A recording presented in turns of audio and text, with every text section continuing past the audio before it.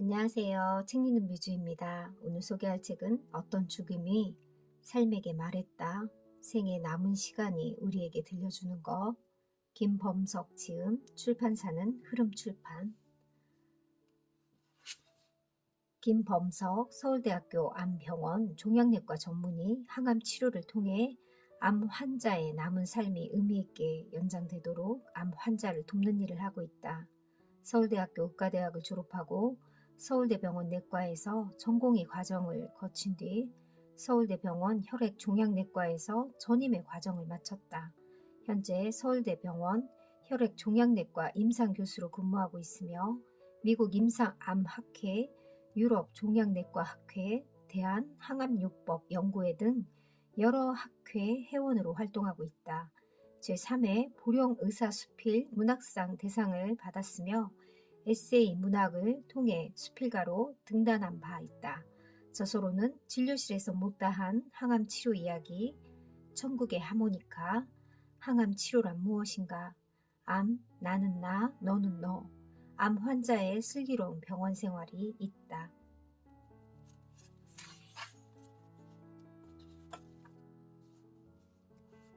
사람들은 의사가 환자를 치료하는 것이라고 생각하지만 꼭 그런 것만은 아니다.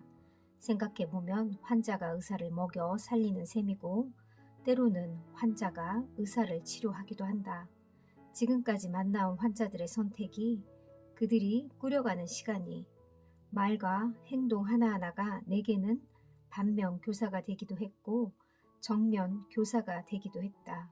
내가 만난 환자들은 삶과 죽음으로 살아있는 나에게 많은 이야기를 들려주었다. 그 속에 담긴 의미를 찾아가는 과정이 마치 생의 숙제를 푸는 것 같았다. 그들이야말로 나의 선생님이었다. 누군가의 어제는 우리의 오늘에 영향을 미치고 우리의 오늘은 또 다른 이의 내일에 영향을 미친다. 삶은 그렇게 연결되어 있고 우리 모두는 이어져 있다. 누군가의 삶과 죽음에 대한 기억이 다른 이의 삶에 작은 변화를 불러올 수 있다면 나는 그들에게 진 빚을 비로소 갚을 수 있을 것이라고 생각한다. 어떤 죽음이 삶에게 전하는 이야기들을 이 책에 담아서 당신에게 바친다. 2021년 1월 김범석. 저는 이 책을 읽고 이 책을 읽기 전과 후는 정말 다른 생각이 많이 들었고요. 삶의 진정한 의미와 삶의 태도에 대해서 생각하는 그런 계기가 되었습니다. 이 책을 모든 이가 진짜 꼭 읽었으면 좋겠습니다.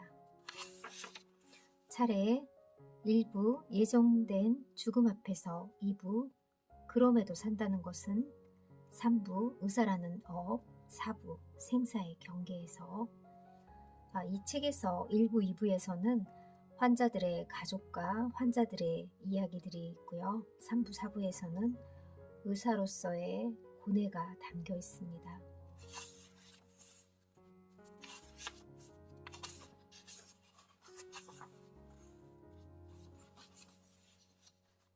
내 돈 2억 갚아라.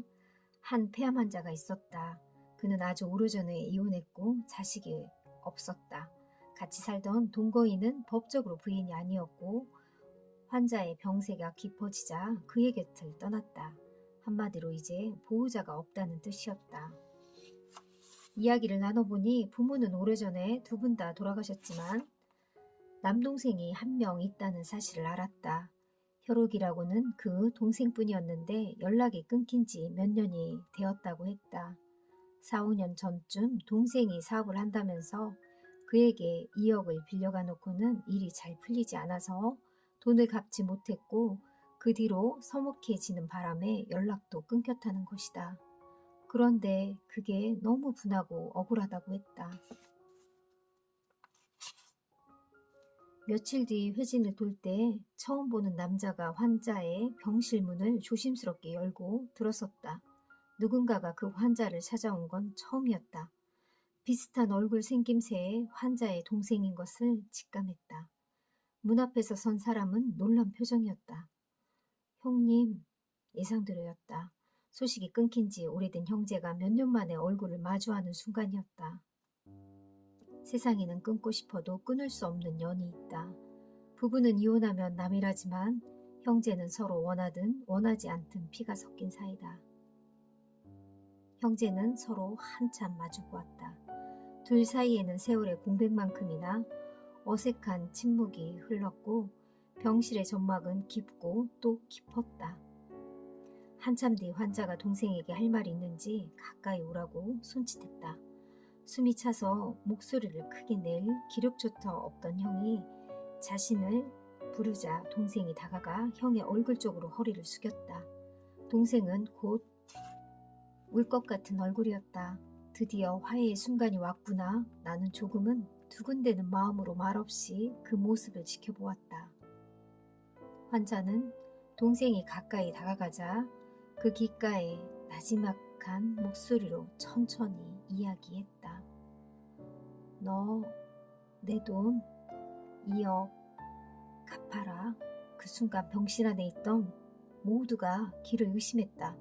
병실에는 싸늘한 정적이 흘렀고 훈훈했던 공기는 순식간에 얼어붙었다.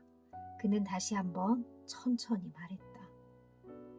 내 돈 2억 갚으라고. 동생의 눈가에 맺혔던 눈물은 이미 사라져 버린 뒤였다. 당혹스러웠다. 내가 기대했던 것은 이게 아니었는데. 이를테면 이런 말들, 내가 돈은 갚지 않고 연락이 끊겨서 원망스러웠는데 내가 폐암에 걸려서 살 날이 얼마 남지 않았다고 한다. 형이 살아봐야 얼마나 더 살겠니. 지나간 일은 됐으니 남은 기간 동안 형제끼리 자주 보자. 내가 저승에서 먼저 가거든 부모님께 내 소식도 전하마. 나도 미안하다 하는 그런 말이었다. 그런데 2억 갚으라니. 그 갚으라는 말이 전부라니. 그러나 생각해보면 어디까지나 내 순진한 기대였을 뿐이다. 2억 원은 환자가 평생 많은 것을 희생해서 모은 돈이었을 수도 있다. 그런 돈을 동생을 믿고 내놓았던 것일지도 모른다. 그랬다면 동생에 대한 배신감과 원망이 얼마나 깊을지, 모든 걸 잃었다는 절망이 얼마나 클지는 짐작할 수조차 없다. 그렇게 생각해보면 이야기의 결말은 충분히 내 기대와 다를 수 있었다. 다만 의사로서는 안타까웠다. 지금 환자에게는 돈을 돌려받는 것보다 동생과 해묵은 관계를 푸는 것이 나을 거라고 생각했다. 그의 삶에서 2억 원은 어떤 의미였을까? 돈보다 자신의 믿음을 저버린 동생이 더 원망스러웠던 걸까? 되돌릴 수 없는 과거보다 얼마 남지 않은 날들을 생각했다면 그렇게 쓸쓸하게 떠나지는 않았을 텐데.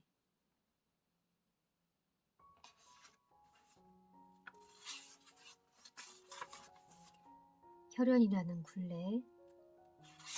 내가 목격한 수많은 혈연 관계도 참담한 경우가 더 많았다. 그럴 때면 생각했다. 톨스토이의 소설 안나 카레니나의 행복한 가정은 모두 비슷한 이유로 행복하지만 불행한 가정은 저마다의 이유로 불행하다라는 첫 문장은 옳다고. 누군가에게 가족은 가장 의지할 수 있는 대상이었지만 때때로 누군가에게는 짐이자 삶을 옥죄는 족쇄에 지나지 않았다. 식도암으로 투병 중이었던 환자와 보호자였던 큰딸은 그중 후자였다. 환자는 자신이 임종을 앞두고 있다는 사실을 받아들이지 못했다. 완강하고 다른 사람의 말을 잘 듣지 않는 그는 의사인 내 이야기를 듣지 않고 본인이 하고 싶은 이야기를 반복했다. 고집이 보통이 아니었다. 사실 식도암 환자는 대부분 가족과 관계가 좋지 않다. 식도암은 술이 주요 원인이고 술을 하루 이틀이 아니라 아주 오래, 그것도 아주 많이 마셔야 생긴다. 모든 식도암 환자가 다 그런 것은 아니지만 대부분은 매일 소주 한두 병씩 2, 3년을 마시던 사람들인데 술을 그렇게 마셔대는 남자를 가족이 좋아할 리 없다. 또한 매일 많은 술을 마신다는 것은 매일 잔소리를 무시할 만큼 길을 닫아야 가능하며 다음날 일하러 나가지 않겠다는 배짱이 있어야 하고 술값이 떨어지더라도 어떻게든 술을 마시겠다는 의지가 있어야만 가능하다. 체력이 뒷받침되지 않으면 그렇게 오랜 기간 술을 많이 마시기도 힘들다. 그래서 식도암 환자치고 건장하지 않은 사람이 거의 없다. 슬픈 것은 이 부녀처럼 혈연이라는 이름으로 묶인 악연은 피해자가 스스로를 부정하거나 자책하게 만든다는 것이다. 폭력 앞에서 가족이니까 그럴 수 있다는 식의 논리를 어디까지 들이밀 수 있을까? 그것이 과연 그럴 수 있는 일인 걸까? 어떤 인간이든 어떻게 살아왔든 죽음은 무조건 존중받아야 한다고 자신 있게 말할 수 있을까? 어디까지가 혈연이란 이유로 이해하고 이해받을 수 있는 선인지 잘 모르겠다. 의사로 살아가는 시간이 쌓여갈수록 가족이라는 이름을 달고 오는 갖가지 사연 앞에서 나는 자주 할 말을 잃는다.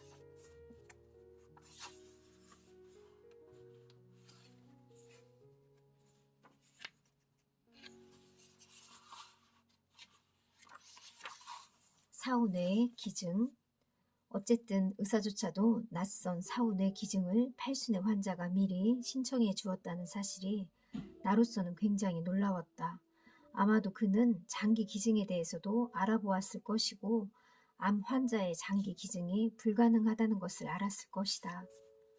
다시 한번 사후뇌 기증을 해준 최애 땡땡 환자분께 진심으로 감사의 마음을 표한다.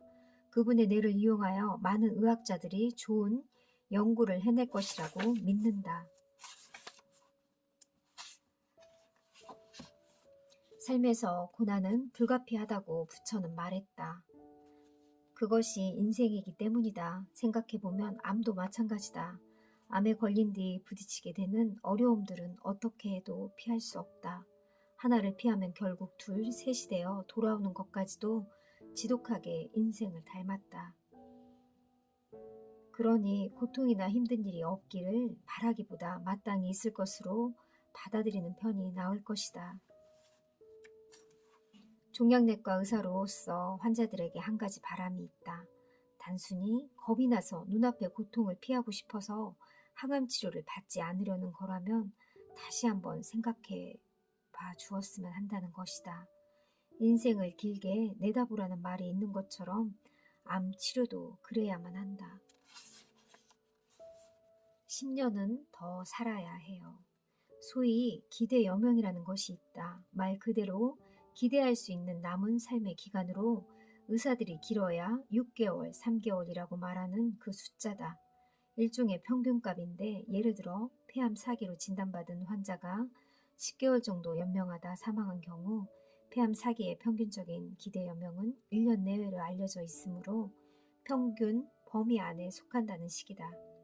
이것은 어디까지나 평균값이므로 실제 연명은 그보다 더 길 수도 짧을 수도 있다.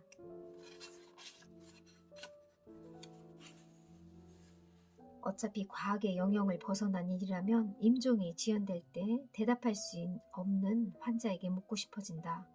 무엇을 기다리고 있는지, 무엇 때문에 발걸음을 떼지 못하는지 알 수만 있다면 알아내서 그 바람을 조금이라도 풀어주고 싶은 심정이 된다. 평탄하지 않았을 삶과 지난한 투병 끝에 떠나는 길만큼은 가능한 한 가볍게 떠날 수 있기를 의사 이전의 한 사람으로서 바라게 되는 것이다. 2부 그럼에도 산다는 것은 아이의 신발, 자식을 먼저 앞세우는 일은 부모로서 결코 담담해질 수 없는 일이다. 암 병원에서도 이런 일은 드물지 않다. 암 환자라고 하면 나이든 중년, 노년의 환자를 떠올리기 쉽지만 실제로 암은 나이를 가려 덮쳐오지는 않는다. 당연히 어리고 젊은 암 환자들이 많고 그 중에서 완치되지 못하고 세상을 떠나는 경우가 없지 않다. 결국 그 부모도 자식을 먼저 떠나보내는 아픔을 고스란히 안아야 한다.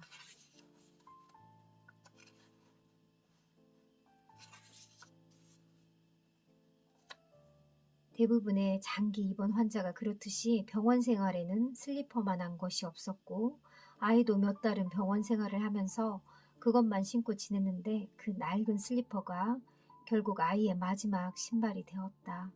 그 해지고 낡은 슬리퍼를 태우려고 하니 저승 가는 길조차 슬리퍼를 신고 가면 아이가 발이 시려울까봐 차마 태울 수 없었다는 이야기였다. 그 어머니는 그날 미처 신발을 태우지 못한 것이 못내 마음에 걸려 며칠 뒤에 결국 새 신발을 새로 샀다고 했다. 아이가 살아있을 때에는 비싸서 사주지 못했던 브랜드 신발이었다. 그녀는 낡은 슬리퍼를 끌어안은 채 신을 따로 태우며 한참 울었다고 말했다. 나는 그때 알았다. 죽은 아이의 신을 버리기만 하는 것이 아니라 새로 사기도 한다는 것을. 그들은 그렇게 가슴에 아이를 묻었을 것이다. 어쩌면 그 환자의 어머니도 학생의 어머니도 내년 추운 겨울이 되면 따뜻한 겨울 점퍼를 새로 사서 태우지 않을까? 더운 여름이 되면 아이가 입을 시원한 여름 옷을 사서 태우지 않을까? 아니 그들뿐만 아닐 것이다. 어리고 젊은 자식을 잃은 부모는 대개가 그러하지 않을까? 저는 이 부분에 아이 신발이라는 이 부분의 이야기가 너무 슬퍼서 눈물이 나왔습니다. 환자와 의사를 떠나 서로 다른 누군가를 온전히 이해한다는 것 자체가 본디 불가능한 일이다. 어디까지나 나의 경험을 바탕으로 너의 상황을 짐작해 보건대 너는 아마도 이럴 것이라고 짐작한다는 선에 지나지 않는다. 본질적으로 우리는 다른 사람들이고 완벽히 같은 상황과 처지에서 똑같은 경험을 한다는 것은 불가능하기에 아무것도 모르던 햇병아리 의사 시절에는 내가 환자를 이해한다고 생각했다.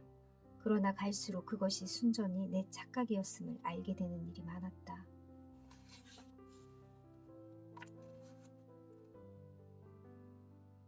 환자의 이야기를 가만히 들어주는 것이 더 낫다. 그러면 적어도 오만해지는 것은 피할 수 있다. 그러므로 지금은 환자를 이해한다고 말하는 대신 이해하려고 노력한다는 쪽에 무게를 추를 기울인다.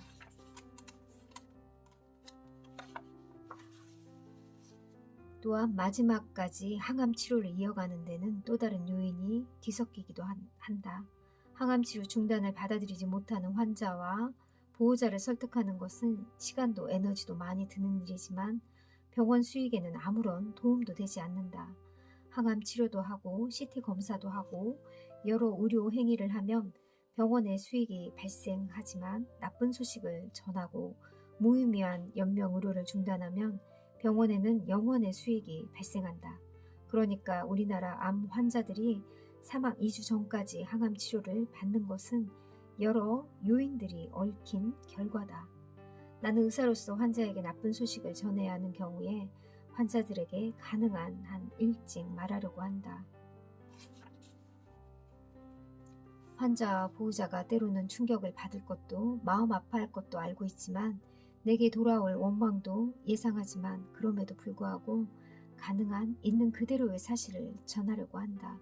그것이 환자에게도 의사인 나에게도 분명히 조금 더 나은 길일 것이라고 믿는다. 누군가를 돌볼 때에는 어느 정도는 이기적이어야 이타적이 될 수도 있다. 결국 이기심과 이타심은 동전의 양면과 같다.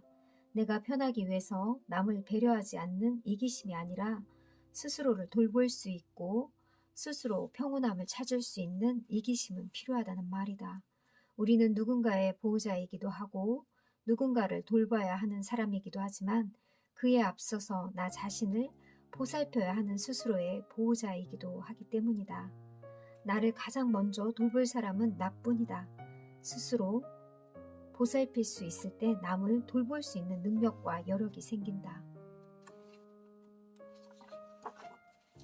존엄한 죽음을 위해서 연명의료 결정법에 대하여 존엄한 죽음, 사람이라면 누구나 바라는 일일 것이다. 어쩌면 당연해야 하는 일이기도 하다. 그러나 현실에서는 참 어렵다. 2016년 대한민국에서 사망한 28만 명 중에 21만 명이 병원에서 사망했고 말기암 환자는 90%가 병원에서 임종을 맞는다. 병원에서 임종을 맞이하는 순간은 되게 비슷하다.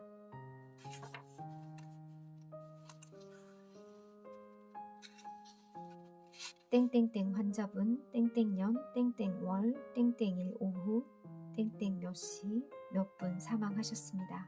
나직한 사망 선언이 끝나면 온 가족의 통곡이 이어진다.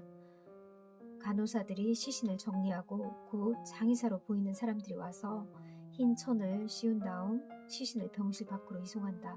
바로 앞자리 환자는 조금 전까지 살아 숨쉬던 사람이 송장이 되어 나가는 모습을 보며 충격을 받는다. 결국 그곳에서 임종은 환자에게도 가족에게도 옆자리 환자에게도 끔찍한 기억으로 남는다. 이것이 대부분의 임종 순간의 풍경이다. 서울대 병원에서는 삶의 마지막 순간이나마 편안히 임종을 맞이할 수 있도록 임종방이라는 것을 만들어 놓았다. 이 방은 임종을 앞둔 사람을 위한 1인실인데 이 임종방 하나를 만들어 놓으면 병원은 적자를 볼 수밖에 없다. 우리 병원만 해도 이 방 하나를 운영하는데 1년에 1억씩 꼬박꼬박 적자가 나가고 있다. 임종방의 가동률을 떨어져 비는 때가 늘어나면 적자폭은 더 늘어난다. 누구나 공감하지만 1년에 1억이나 되는 운영비를 감당하는 데는 누구나 인색하다.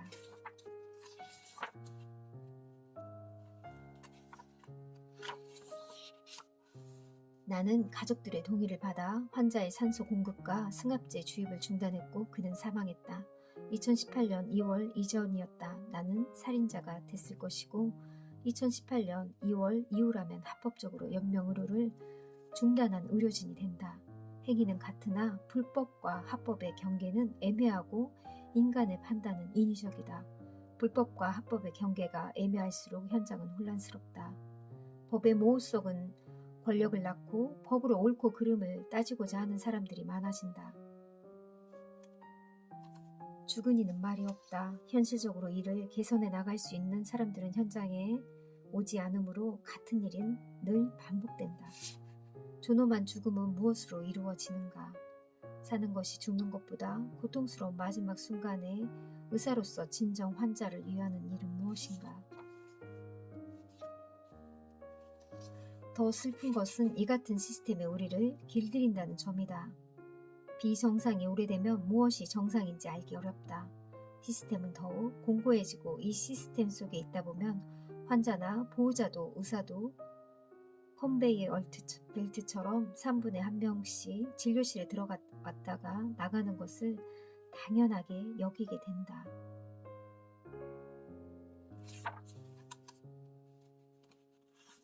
마지막 뒷모습, 첫 만남, 첫사랑, 첫눈, 처음 학교 가던 날, 첫 월급.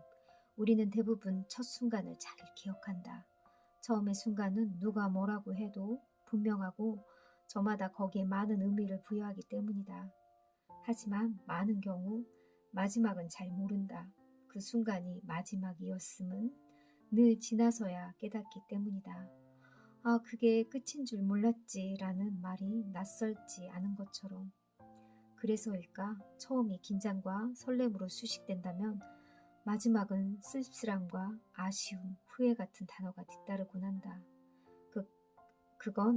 그게 마지막인 줄 알았더라면 그렇게 끝내지는 않았을 텐데 하는 경우가 많기 때문이 아닐까?